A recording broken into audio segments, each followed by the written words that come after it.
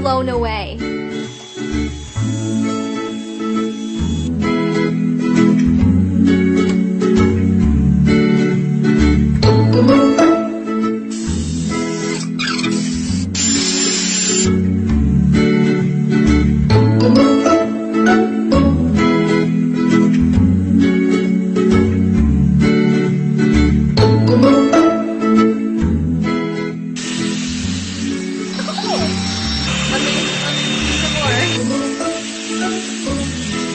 This is just easy to use. So if you struggle with the blow dryer and round brush, I recommend giving this a try. Like I said, you can't